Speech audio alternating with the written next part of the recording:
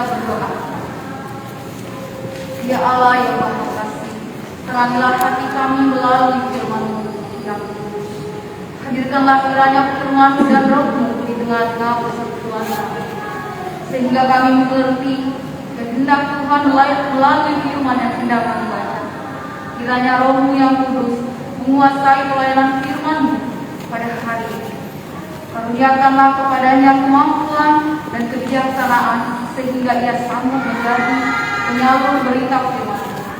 Kami mohon semuanya ini demi nama Yesus Kristus, Juru Selamat kami. Amin. Marilah kita berdiri menyambut pembacaan firman Tuhan yang terdapat dalam Kejadian 25 ayat 19 sampai 34.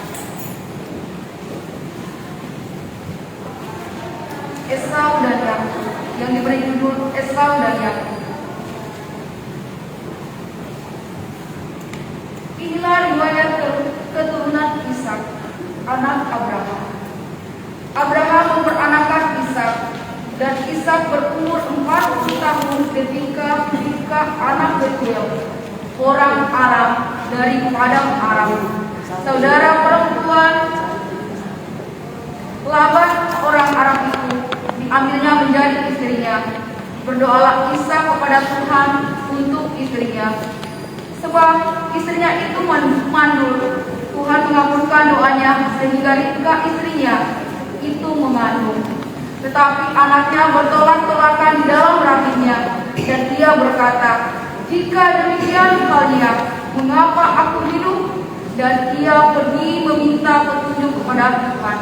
Firman Tuhan kepadanya, "Dua bangsa ada dalam kandunganmu, dan dua suku bangsa akan berpencar dari dalam rahimmu.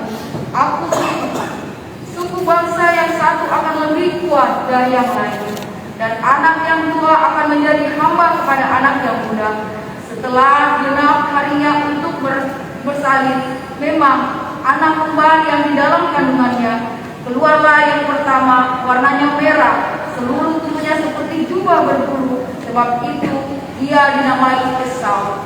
Sesudah itu keluarlah adiknya, tangannya memegang kulit Esau, sebab itu ia dinamai Yakub. Ishak berumur 60 tahun pada waktu mereka lahir. Lalu bertambah besarlah kedua anak itu. Esau menjadi seorang yang pandai berburu, seorang yang suka tinggal di padang. Tetapi Yakub adalah seorang yang anak tenang, yang suka tinggal di kemah. Ishak sayang kepada Esau, sebab ia suka makan daging dan daging buruan. Tetapi Ribka kasih kepada Yakub. Pada suatu kali Yakub sedang memasak sesuatu, lalu datanglah Esau dengan lelah dari padang. Kata Esau pada Yakub, "Berikanlah kiranya aku menghirup sedikit dari yang merah-merah itu, karena aku lelah." Itulah sebabnya namanya disebutkan Edom. Tetapi kata Yakub, "Jualah dahulu kepadaku hak kesulunganmu." Sahut Esau, sebentar lagi aku akan mati. Apakah gunanya bagiku hak kesulungan itu? Kata Yakub, "Bersumpahlah dahulu kepadaku." Maka bersumpahlah ia kepada Yakub, dan dijualnya lah hak kesulungannya kepadanya. Lalu Yakub memberikan roti dan masakan kacang merah itu kepada Esau. Ia makan dan minum, lalu berdiri dan pergi. Demikianlah Esau memandang ingat hak kesulungan itu. Yang berbahagia ialah mereka yang mendengarkan firman Allah dan yang memeliharanya. Haleluya. Haleluya. Haleluya.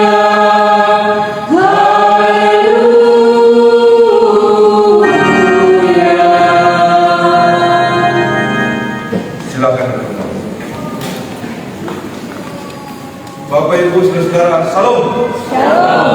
Saudara, dalam ibadah pembukaan, saya membawakan khotbah ibadah pembukaan dalam rangka rapat MPR PGIW DKI Jakarta kemarin. Saya menyampaikan pantun begini: Neil Armstrong melejit ke bulan. Oh ya, sampai ya. Neil Armstrong melejit ke bulan. Cakep. Karya para ilmuwan. Cakep. Manusia dicipta kaya pengetahuan Cakep. untuk berbakti bagi kemanusiaan. Peserta MPL nan rupawan, Cakep. kita bertemu di puncak indah dan menawan. Cakep. Kami panitia jemaat kecil baru 5 tahunan. Cakep. Jika hari ini terjadi, semua hanya karena tangan Tuhan. Amin. Jadi mereka heran karena tahu bahwa gereja kita kecil, yang aktif itu 40-50-an. Mereka benar-benar heran ya. Dan ketika Bapak Pemberi Mas Kristen membaca kata sambutannya Ibu Ketua yang menjelaskan bahwa kita ini memang jemaat yang kecil, itu dia kaget. Dia membayangkan tuan rumah ini jemaat yang besar, dan karena itu dia bilang ini nih yang betul nih, kecil tapi mau berbuat, kecil tapi mau melakukan hal-hal besar. Ya, jadi sesudah itu semua pada bertanya ya, waktu kita rehat waktu kita snack ya, lalu kemudian makan, mereka bertanya gerejanya di mana Pak? Ya, saya bilang kami masih numpang di Kapel Cikini. Jemaatnya berapa? Ya itu seperti yang dibilang dalam sambutan ketua panitia, baru sekitar 50-an lah yang aktif. Kok bisa ya? Setelah mereka bilang kok bisa ya? Jadi ada semacam, bukan menyombongkan diri, bukan. Ada semacam kekaguman bahwa ternyata yang kecil bisa melakukan sesuatu yang besar ya. Bagi saya itu peristiwa besar ya. Karena kita tidak tahu kapan lagi nanti kita dapat kepercayaan seperti ini. Mungkin 10 tahun lagi atau kapan ya. Tapi kita baru 5 tahunan, haleluya, baru 1 tahunan kita sudah dapat kepercayaan ini. Jadi semua mereka pada bertanya-tanya. Karena tahun lalu sebenarnya sudah diusulkan beberapa nama, ada 3 nama biasanya diusulkan untuk menjadi tuan rumah. Semua gereja besar dan menolak. Itulah sebabnya MPH mencoba menghubungi kita pada Maret yang lalu, dan majelis bersedia. Kita kemudian bekerja di bawah komando Ibu Evangelis Cindy Bangmanan. Jadi saya sungguh terharu kemarin, sebab ya dalam persiapan menuju ke hari H, walaupun saya tampak terang-terang, sebenarnya saya deg-degan juga. Ya, saya kira semua ya, Ibu Cindy juga dan yang lain deg-degan juga. Bagaimana acara ini bisa berjalan dengan baik. Tapi puji Tuhan, Tuhan kasih acara luar biasa baik. Ya, luar biasa baik. Dan saya kemudian menyimpulkan, bila ini berjalan baik, Tuhan berkenan atas hidup kita. Amin. Pastilah di antara kita ada yang berdoa berpuasa, lalu kemudian menyingkirkan perasaan-perasaan gak enak di hatinya.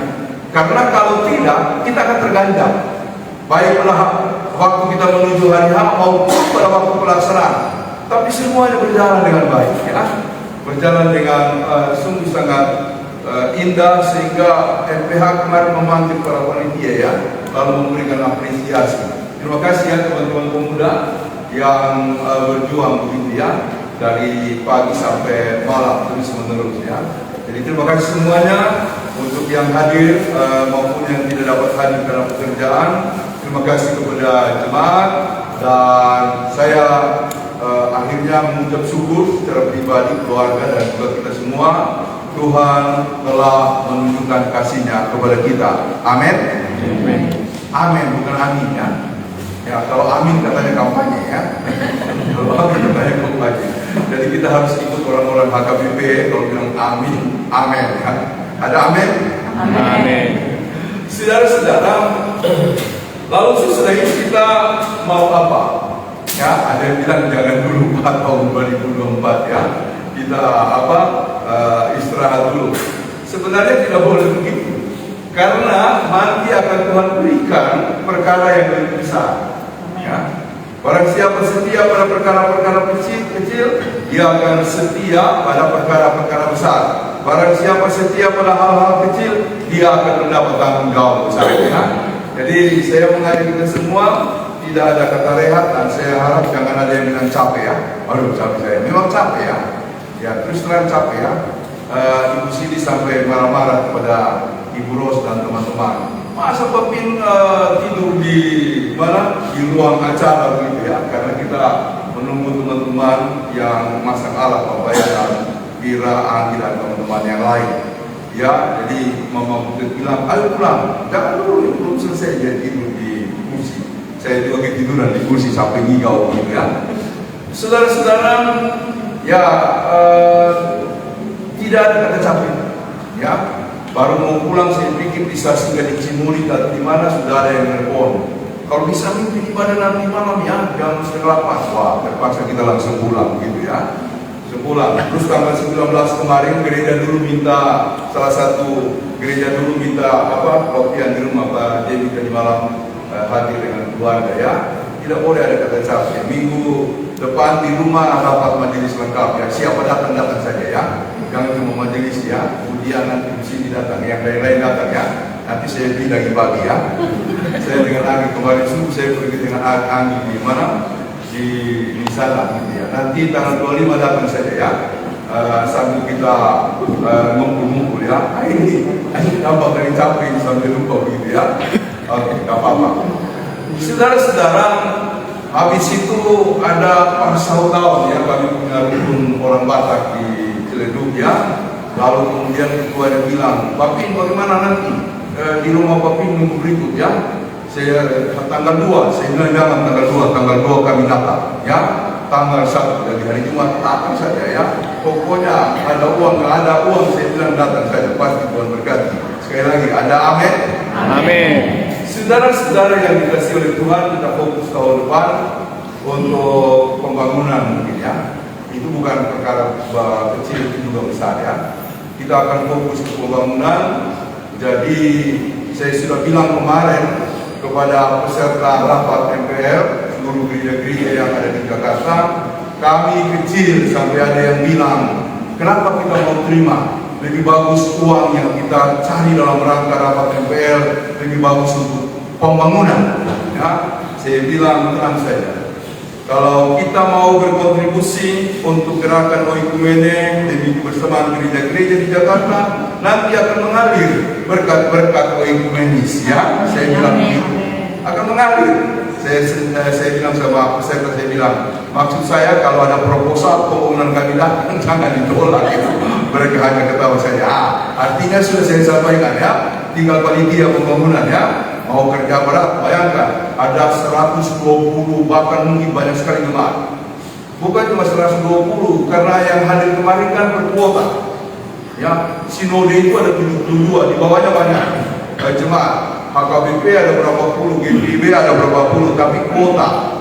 Misalnya GPIB ada 50 jemaat di Jakarta, 5 mewakili 1 mewakili 5, jadi mereka ada 5. HKBP kemarin ada berapa? Jadi kalau kita hitung itu ada berapa ratus gereja. Buatlah proposal ya, mana bendahara pembangunan ya, bendahara pembangunan, ada sekretaris pembangunan ya. Tahun depan kita harus kerja cepat ya. Sudah ada lahan di samping Ibu Pendeta Dian ya, lahannya bagus. Dia kemudian sudah tanya-tanya ya, luas. Ada rumah di situ parkirannya luas, tapi harganya 6 miliar. 6 miliar ya. Ambil di sini ya. Itu sedikit ya? Sedikit. Ibu Siti bilang sedikit. Kita naikkan jadi 12 miliar. Oke, pokoknya kalau Ibu Siti bilang sedikit, kecil berarti ya. Cuma ya, nanti kita kerja ya. Mulai bulan November ini panitia pembangunan mulai siapkan proposal ya. Nanti saya kasih data gereja, kirim saja, pasti mereka jawab. Kalau mereka tidak jawab, saya telepon. Saya sama pendetanya. Saudara-saudara, bahkan saya sudah bilang bercanda ya sama Indah.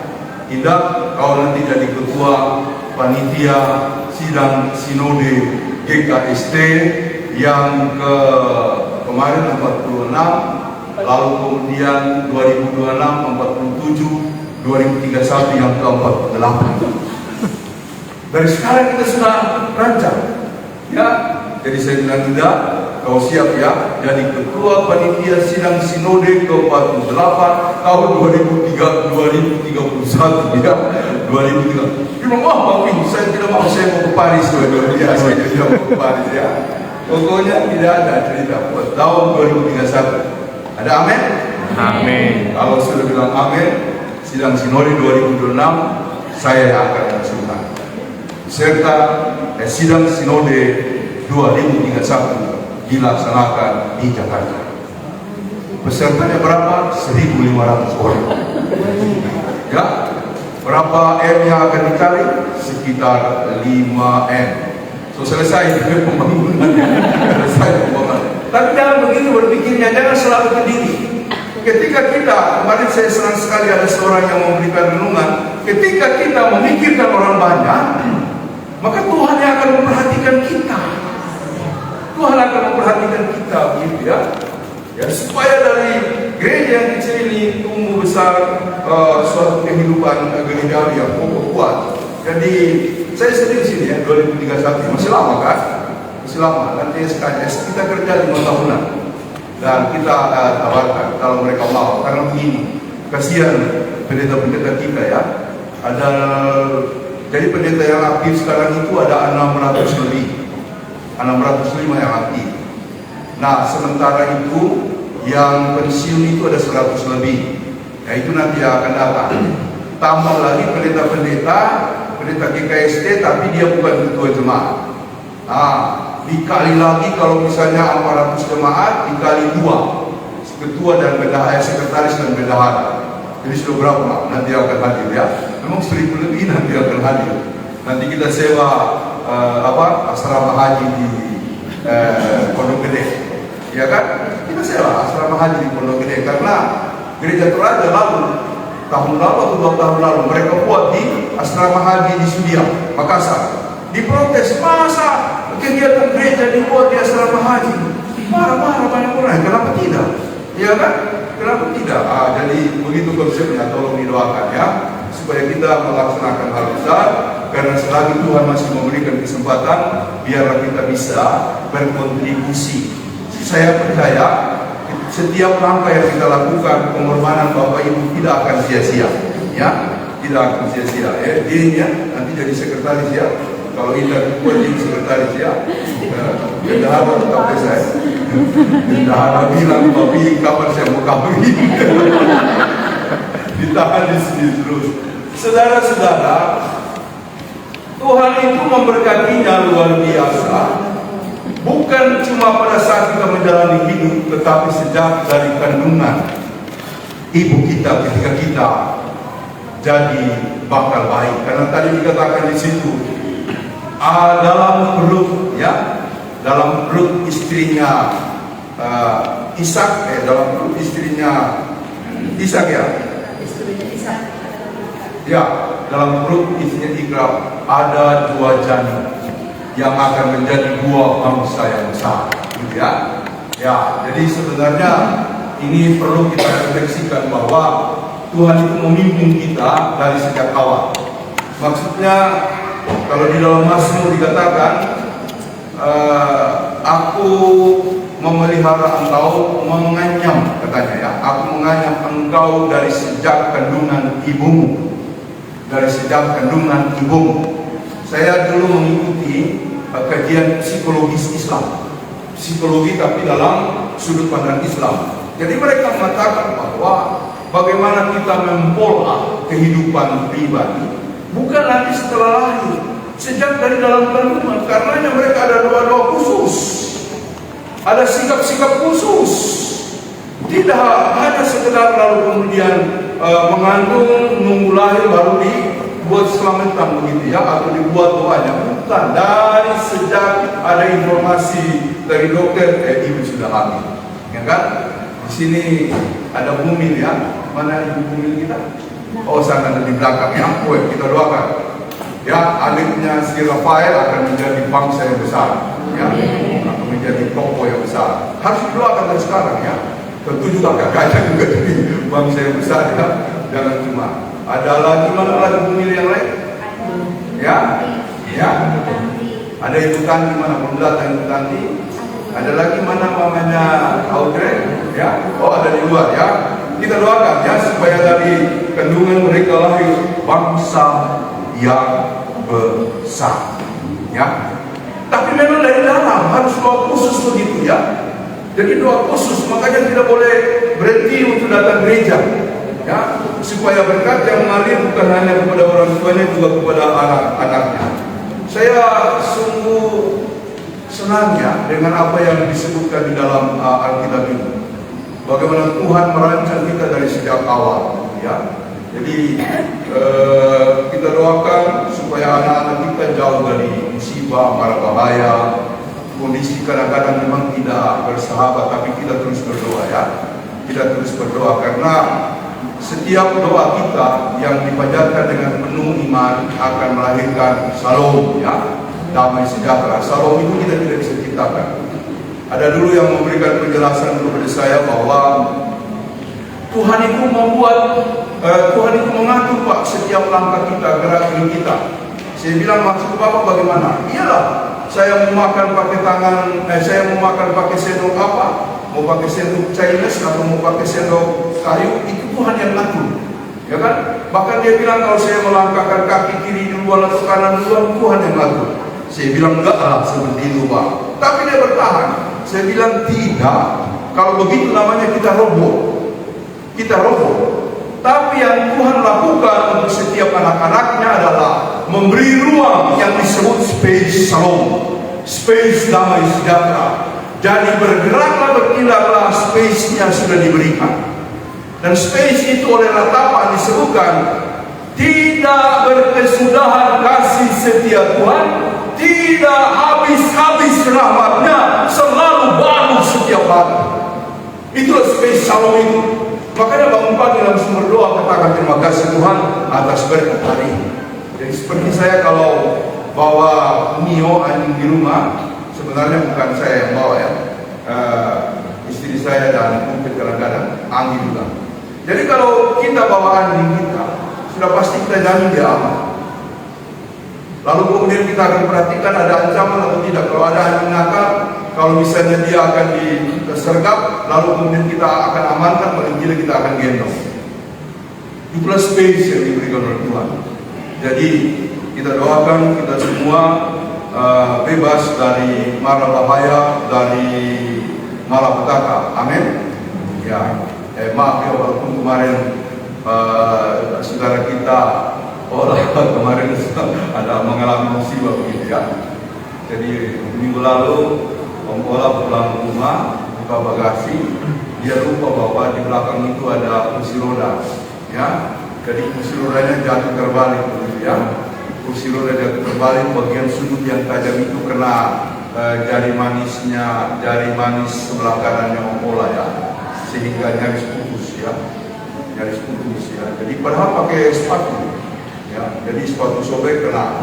Jadi ruas jari manis dia mulai ruas ujung jari manis itu akhirnya diputus ya. Waktu saya pergi lihat selesai operasi, ada di dalam botol kecil ya kan? Ada botol kecil, Pak, ini Pak, ini buat kamu. Ya, saudara ya, di Tuhan bisa berjalan, Om Ola bisa datang. Ini Om Ola kalau pergi di pedalaman Afrika, dia selamat. Ya, dia selamat. Kenapa? Kan di Afrika itu penduduknya dulu kan masih makan orang, ya. Tapi setiap orang yang ditangkap diperiksa dulu sempurna atau tidak. Jadi ketika diperiksa Om Ola di bagian ada yang kurang, bebas dia, tidak akan disahna oleh mereka. Kan itu cerita, ada raja kan pergi berburu di pedalaman Afrika, lalu kemudian raja jatuh, kelingkingnya patah. Sudah, yang marah, pengawalnya yang mengawal dia dianggap tidak cekatan, dipenjarakan. Lalu digantilah dengan pengawal baru. Bulan berikut pergilah lagi mereka berburu. Ternyata ditangkap oleh suku primitif. Lalu ini raja mau dipersembahkan. Ketika mau dipersembahkan, diperiksa, cacat, kelingkingnya nggak ada. Selamatlah dia. Lalu pengawal yang baru yang kemudian disantap mereka bersama-sama ya. Ketika dia pulang, raja bilang sama pengawal yang di penjara, untung kamu ada kamu. Waktu saya celaka lalu, sebenarnya kamu tidak salah. Ya, jadi saya minta maaf, kamu saya penjarakan. Karena waktu saya ditangkap, ketika saya mau disangka, saya alami kedapatan tidak sempurna sebab kelingking saya tidak ada lagi. Jadi ini bilang, pengawal bilang, saya juga berterima kasih kepada Baginda Raja. Kalau Baginda Raja tidak menyerahkan saya yang akan dimakan saya akan dimakan oleh suku pribumi. Maaf ya, omongnya cuma ilustrasi cuma ilustrasi. Saudara-saudara, perkara Esau dan Yakub adalah sesuatu yang perlu kita renungkan. Jarang orang kemudian membahas dari sisi yang saya mau sampaikan. Biasanya orang selalu memuji-muji Yakub sebagai satu pribadi yang memang diberkati oleh Tuhan. Ya, lalu hanya menyalahkan Esau. Tapi dalam beberapa kajian yang saya lakukan, saya mengambil sisi yang berbeda. Misalnya, ketika orang menyalahkan Ratu Wasti yang dianggap arogan, ketika raja memanggilnya untuk diperkenalkan kepada para tamu dan para bangsawan yang datang, Ratu Wasti menolak, sehingga dia dipecat, baru kemudian digantikan Ratu Esther. Betul, dalam kaitan dengan garis keselamatan, Tuhan sudah memakai orang-orang seperti Esther. Tetapi ada sisi lain yang saya kira penting. Ketika Ratu Wasti menolak, dia punya alasan. Dia tidak mau dijadikan boneka. Dia tidak mau hanya dipamerkan saja. Dia tidak mau seperti itu, itulah sebabnya dia menolak. Memang dia cantik, tetapi saya tidak mau hanya dipertontonkan saja kecantikan saya. Dan dia siap menerima sampai dipecat. Saya kira itu sebuah sikap yang menarik sekali. Jangan sampai kita ada hanya karena kita cantik lalu kita dipertontonkan, ya, dipamerkan. Atau kalau kita kaya, malah kita sendiri yang mempertontonkan kekayaan kita. Saya kira itu keliru. Jadi saya mengambil suatu sikap yang agak berbeda, merenungkannya dari sisi tertentu. Demikian juga dengan Yakub. Kalau ditanya, apakah Yakub salah? Salah. Dia menipu. Dia menipu abangnya Esau. Ya, kalau kita mengatakan Esau benar, kita akan membenarkan penipuannya. Maka itu ada konsep-konsep dalam beragama, termasuk juga beberapa penjelasan yang saya pernah dengar dari beberapa pendeta. Gak apa-apa kok kita melakukan kesalahan, utamanya bohong. Ya, kalau kita berbohong untuk kebenaran, untuk kebaikan, apa salahnya Pak? Menurut saya tidak. Menurut saya tidak. Bohong tetap bohong, dan tipu tetap tipu. Mau dibilang bohong putih ke, tipu-tipu kecil ke, tidak. Itu tetap adalah sebuah kesalahan. Jadi jangan dilakukan. Yakub salah. Tetapi kenapa kok seperti tema hari ini tetap dipakai oleh Tuhan? Mengapa Allah tetap memakai Yakub yang pernah berbuat salah? Jadi ada penjelasan yang lebih dalam ini. Yang pertama adalah Yakub adalah orang yang memikirkan sesuatu. Yang penting itu harus ditunjuk. Nah dia dan itu juga adalah sebuah ujian kepada Esau. Ketika Esau pulang dari berburu, dia tidak dapatkan mangsa atau tidak dapatkan tangkapan, lalu pulang di samping rumah Yakub lagi memasak kacang merah, mungkin berenebon kali ya. Nah, enak sekali. Dalam kondisi seperti itu, lalu Esau minta Yakub pakai akal. Dia bilang, juallah dulu hak kesulunganmu, baru aku akan berikan. Lalu apa Esau bilang? Daripada saya nanti mati kelaparan, sudah ambil saja. Yang penting saya bisa makan dan bisa hidup. Jadi saudara-saudara, begitu murahnya. Makanya di bagian terakhir dikatakan dalam pembacaan tadi, di bagian terakhir dikatakan sebagai berikut. Lalu Yakub memberikan roti dan makanan kacang merah itu kepada Esau. Ia makan dan minum, lalu berdiri dan pergi. Demikianlah Esau memandang ringan hak kesulungannya. Memang Yakub salah, tetapi jauh lebih salah adalah Esau. Karena ternyata anugerah Tuhan berupa hak kesulungan. Kalau dulu hak kesulungan itu bukan cuma sekedar menjadi seorang abang yang paling tua atau kakak yang paling tua, melainkan ada berkat-berkatnya. Ini diremehkan oleh Esau. Dan akhirnya Tuhan lalu kemudian memikirkan siapa yang paling menjunjung nilai-nilai daripada anugerah Tuhan, maka dialah yang akan dibangkitkan oleh Tuhan dan dibuat menjadi besar. Jadi perkaranya adalah bahwa Yakub tetap salah, hanya ditilik dari sisi yang sangat penting tentang anugerah. Dia menjunjung tinggi anugerah itu, dan lebih baik kepada dia aku memberikannya. Jadi beberapa kali bangsa Arab dipakai oleh Tuhan, dia bukan bangsa pilihan, tetapi dipakai oleh Tuhan untuk kemudian menjadi dalam tanda petik yang Mesias. Dalam Alkitab menjadi Mesias, menjadi penolong, orang yang Tuhan pakai untuk menolong umatnya. Jadi kalau misalnya di kalangan kita tidak ada lagi yang berjiwa benar, yang melakukan hal-hal yang benar sesuai dengan kehendak Tuhan, maka Tuhan akan pakai orang lain. Makanya saya tidak pernah ragu-ragu soal bergereja, tidak pernah ragu-ragu, ya kan? Mau orang GKST pergi, saya yakin Tuhan akan pilih orang-orang yang lain. Mau orang di sini mungkin misalnya suatu kali, saya tidak suka lagi dengan Pak Pinehas, dengan di sini, dengan misalnya Pak Feris atau Risma atau Pak Oning begitu ya. Lalu kemudian semua menyingkir, saya tidak takut. Selama kita melayani dengan benar, Tuhan akan kirim.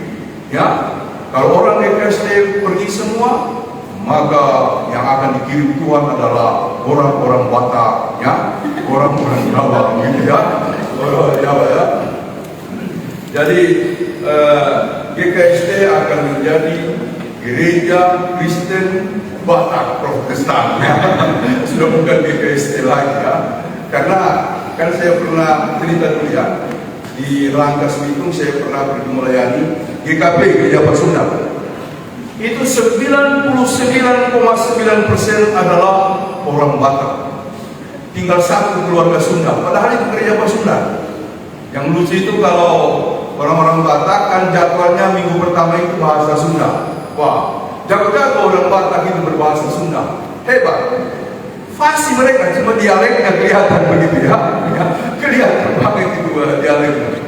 Jadi saya bilang sama mereka, GKP yang ada di Rangkas Bitung ini sudah jadi GPIB. Oh tidak Pak, kami tetap GKP. Oh tidak, GPIB. Saya bilang, tidak Pak, kenapa bilang enggak Bapak? Kenapa Pak Pendeta bilang GPIB?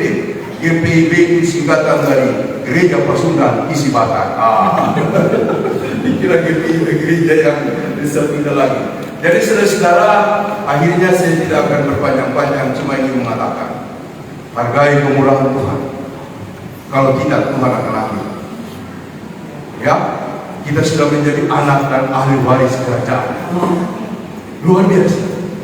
Jadi tidak usah takut untuk melakukan apapun yang besar. Jangan pikirkan uang dulu. Saya kan sudah bilang, ya, Pendeta Yosias yang ada GBI di Central Park lantai 8, yang mereka beli satu lantai itu 40 miliar. Lalu saya bilang sama pengerjanya, luar biasa kalian, pasti banyak menabung. Apa yang dibilang kepada saya, Pak Pendeta, melakukan pelayanan jangan dimulai dengan uang. Kami dulu Pak dari rumah ke rumah mencari jemaat, dan akhirnya kami bisa seperti ini. Jadi saya tersentak juga dengan pernyataan itu, jangan dimulai dengan uang. Jadi mari kita membangun suatu persepsi baru bahwa melayani tidak harus dengan uang dulu. Karena biasa kalau kita mau melakukan, dari mana uangnya Pak? Dari mana? Ya, Bapak Ibu tahu, kadang kala saya berjalan tidak ada uang. Ya, saya harus bilang kadang kala, tapi orang lihat saya selalu punya uang banyak begitu ya. Selalu punya uang banyak begitu ya. Misalnya dulu ada teman dari pendeta-pendeta datang, Pak Pinyas, kita mau makan ini, traktir dong. Waduh, gak ada uang ini. Ya, terpaksa saya main SMS, Mama El kirim dulu 2 juta. Tapi karena pakai uang gereja, pakai uang Papa El ya, dikirim lah. Wah, mereka bilang memang ini pendeta Jakarta kaya, kaya sekali. Jadi tidak tahu saya bergumul ya, transport saya nanti akhir bulan saya akan bayar, bukan saya. Tapi saya tidak persoalkan, saya yakin Tuhan akan memberkati kita. Jadi jangan mulai dengan uang. Karena itu Pendeta Yosias tidak target berapa jemaatnya akan dia buka, 1.000 di seluruh Indonesia. 1000. Kita cuma bangun 1, 2 saja di Jakarta, setengah mati. Mereka punya militansi pelayanan tinggi sekali. Saya dengar cerita seperti tentara Sparta, tentara yang buat masalah Allah. Apakah kita bisa seperti itu? Bisa. Tapi jangan pikirkan uang dulu. Semangat melayani. Kalau semangat melayani tinggi, pasti berhasil. Jadi siap menjadi tuan rumah 2031